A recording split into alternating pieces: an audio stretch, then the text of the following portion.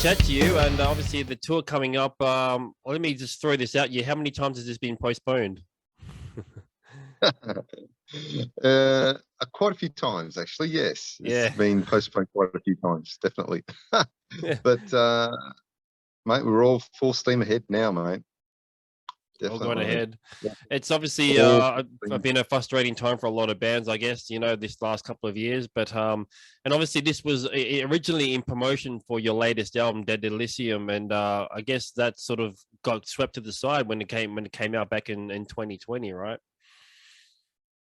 Correct. Yeah. I mean, we desperately tried to, book a tour as best we can, but as soon as it started getting closer to the tour dates that were happening, that we had already booked in, there was either lockdowns confirmed or cases were jumping up really high in numbers, so venues weren't allowing full capacities happening at all. So we just thought, what, all this effort that we're putting in, not just us, but the people putting the time and effort into actually booking in the shows, only to have it cancelled at the very last minute. So we just put everything on hiatus for a while until obviously things are a lot better now. And we're able to get back out there, mate, and do some shows. That's good. Have you been able to, in between that time, do any shows at all, or? No, not at all. No, not at all. Look, from that, we released the album 2 years ago, and when you release the album, you kind of go into that touring mode, like, all right, that's it, let's go promote the thing and push it out there as best we can. But then because of all those letdowns, we have really just had to change our focus, and like, all right, we can't do that. We can't do what's normal. So let's just change our focus. Let's do something else. And then I guess we just started focusing on coming together as a band whenever we were allowed to, because being in Melbourne, we were kind of locked down quite a bit. But just focusing on just coming up with perhaps new material for the following album, So, and that's exactly what we did. Yeah, I was going to ask what you were doing during that time, because I guess a lot of bands were probably doing the same thing. They were probably just coming up with new ideas for the next release, because I suppose in those circumstances, what else could you do? Exactly. You got to try to make best of the time that you've got given, and we had plenty of it being in lockdown, that's for sure. So we had a quick chat about it, and we thought, all right, what are we going to do? And we're like, well, look, you know what, we can't tour, so let's just write stuff. And that's what we did. We started writing some stuff. And because of those circumstances, what was the creative outlet like? Did it change anything at all for you guys, or did it sort of help, or did it sort of become a bit of a problem? Or how was it sort of from a creative point of view during that time? Yeah, I think it was a bit of a godsend, actually. We kind of felt that it came across a little bit easier for us, because it kind of forced us to do a lot of work at home and sort of throw those ideas out online to each other. And because I guess we had a lot of time to ourselves to do that, whereas the previous albums were either, we're all in our day jobs, and unexpected things happen in your life too, like, so it made those kind of distractions weren't there this time around. So we were fully able to sort of focus on coming up with ideas, and we've got a plethora of ideas for the next album, so pretty stoked about it, actually. We can confidently say that we're not short for ideas this time around, so so it's been pretty good. Oh, that's good. But obviously you're still trying to promote the latest album. So was that weird having to sort of have this album sort of sit there, and then at the same time you're sort of creating stuff for the next release that, you're not even sort of thinking about or weren't supposed to be thinking about? Was that a sort of a weird sort of dilemma to have? Yeah, you could say it was kind of weird. yeah, like in the back of our minds, we're like, hey, we've just released that album 2 years ago, but we never even played one of those songs live. You know, and to be writing new material, and then, you know, in the, as you say, in the back of your mind, you've got all those other songs that are still relatively new to a lot of people because they've never heard them live before. Yeah. We've, you know, and finally having the chance to do them in the next couple of weeks, not only is really exciting, but yeah, kind of weird to be doing them for the first time live in front of people. Yeah. Yeah, obviously with that amount of time that's gone past. Looking back on the album now, because now you've had a bit of time to think about, you know, those songs, and even though you haven't really played them yet, what is your feeling on those songs now? Do you kind of appreciate it a bit more now that some time has gone past, or how do you sort of look at those songs? I love them.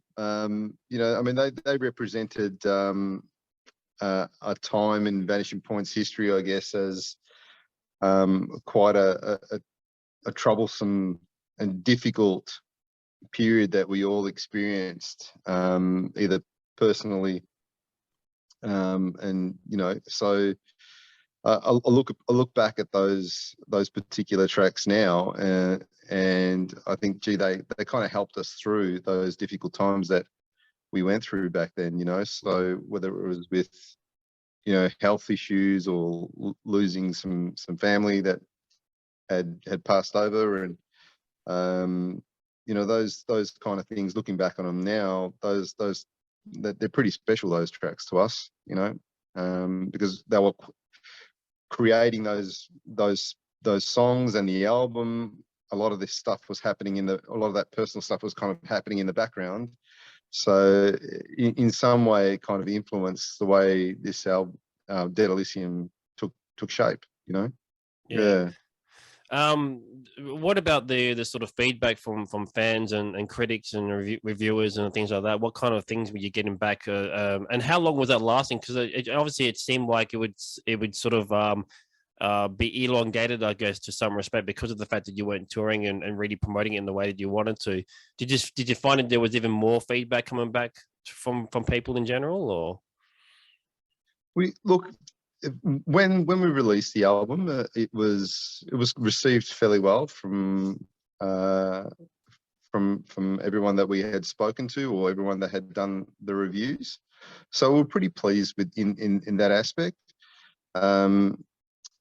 It kind of died very quickly, though, purely because, I guess, not being able to get out there and fully promote the album in a live sense. Yeah. It sort of, I think everyone sort of took a step back and thought, okay, we're not really progressing very much with this at the moment. Yeah, so we didn't do hell of a lot of interviews. We didn't do a lot of you know, media posts or anything like that, because we kind of knew, like, this is really not going to go anywhere if we're not playing live, you know. Yeah. So hence the reason why we're sort of, you could call it almost like we're relaunching the album in essence, really. Yeah. Having the time now, talking to good people like yourself, to try to push the album again, you know. So yeah, I'd say it died pretty quickly at the time, but, you know, hey, 2 years on, we're picking it up. So it'll, I guess, you know, hitting all these cities and towns across Australia is going to, I guess, to some degree, give this album a bit of a second life, you know, a bit of an extra breathing sort of space for people to check out, for those who maybe missed it the first time around. Oh, exactly. Yeah. So we're finding some people are probably just sort of listening to the album for the very first time, thinking, oh, you actually released an album back then? Like, yeah, so we're getting some responses like that too. It's like, yeah, so people are pretty much, you know, just finding out about it. Hence the reason why, I guess, things went kind of quiet after we released the album. You know, now we haven't had that opportunity to get back out there and play live and really push it and give it the attention that it deserves, you know. So yeah. I remember having conversations with quite a few bands over the last few months, and especially for the later part of last year as well, when bands were sort of starting to come back to doing shows again and stuff. And there was a general feeling of a new appreciation for the live shows, for being in a band. I'm just wondering if, just from your own personal standpoint, heading out on these shows here on this tour, if you kind of feel there's a bit of a sort of a new injection of energy sort of being pumped back into the band again, because it's been such a long time since you've done some shows. Absolutely, and for a few reasons, I might add. Andrew, we've got a couple of new members in the band this time around. We've got Gaston on the bass and Damien on the drums. So finally being able not only to be allowed to play live coming out of a pandemic, but we're playing with some new members. So that's, for us, that's a really exciting thing, and we can't wait to show everyone how good these new guys are. And the second is, for me personally, I mean, the last tour that Vanishing Point did, I wasn't even a part of. Due to some health issues, I was kind of stuck. I was bedridden in a hospital, mate. So that last tour, they had a filling guy do all my bits. So it was a difficult time back then, knowing that I wasn't able to play live, but now it's because of the fact of just being able to play live. I can't tell you how excited I am, mate. I am so over the moon and really, really pumped about getting back out there. So and to be sharing the stage again with my bandmates is really a blessing.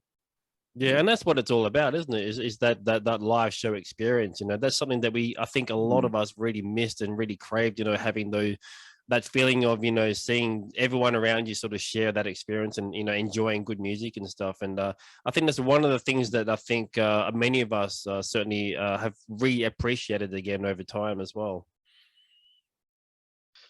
Yeah, you and me both, mate. Yeah, definitely. It's just, as I said, just to get back out there again is just a pretty special thing. It's amazing how easy it is for not just people in general, but for how I found it very easy to forget.